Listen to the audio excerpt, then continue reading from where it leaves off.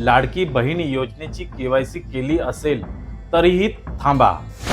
तुमची एक चूक तुमचे 1500 रुपये बंद करू शकते. सरकारने आता नियमात मोठा बदल केलाय. काय आहे नियम? चला बघूया.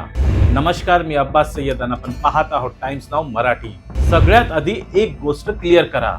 या योजनेसाठी केवायसी करण्याची मुदत 31 डिसेंबरला संपली आहे.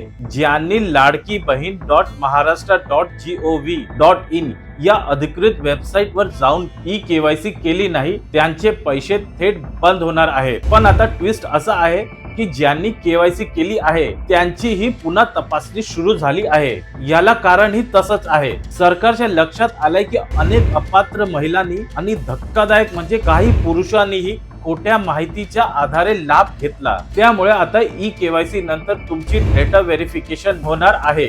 यात प्रामुख्याने 2 गोष्टी तपासल्या जातील. पहिलं, तुमच्या कुटुंबाचा वार्षिक उत्पन्न निष्कात बसतंय का? दुसरी, तुम्ही दिलेली कागदपत्र आणि माहिती खरी आहे का? जर या पडताळीत तुमची माहिती चुकीची आढळली तर केवायसी असूनही तुम्हाला योजनेतून बाद केलं जाईल. थोडक्यात काय तर फक्त पात्र आणि व्हेरीफाईड महिलांनाही पुढचा हप्ता मिळेल. तुमच्या ओळखीच्या कोणत्याही महिलेला योजनेचा लाभ मिळण्यात अडचण येते का? आम्हाला कमेंट करून नक्की सांगा.